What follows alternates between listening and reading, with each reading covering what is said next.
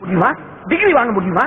Exam, question paper, pass, fail, geometry box, record note, report card, இந்த மாதிரி வார்த்தைலாம் கேட்டாலே பாடி ஆட்டோமேட்டிக்கா அலர்ஜி ஆயிடுதுடா. MP3ல வர 2000 சினிமா பாட்டு மனப்பாடமா தெரியுது மச்சான். 2 அடி திருக்குறள் மனப்பாடம் பண்ண முடியல. எப்படி மச்சான் முடியும்? நம்ம எல்லாம் கிரியேட்டர் மாமா, புதுசு புதுசா ஏதாவது யோசிச்சுட்டே இருப்போம். யாரோ எழுதின புத்தகத்தை படி மனப்பாடம் பண்ணி எக்ஸாம் எழுதி பாஸ் பண்ண முடியாது. அப்படி ஒரு படிப்பே வேண்டாம்னு தானே புத்தகத்தை பையோட சேர்த்து இறக்கி போட்டு சுரட்சமாக்க போயிருந்தோம். படிப்பு வரலன்னு ஃபீல் பண்ண மச்சான். உங்க அப்பனுக்கு போன மாதிரி கப்ஜர் தெரியுமா? கானா படம் தெரியுமா? இல்ல முதல் ஷோக்கு முண்டி அடிச்சு டிக்கெட் எடுக்கதான் தெரியுமா?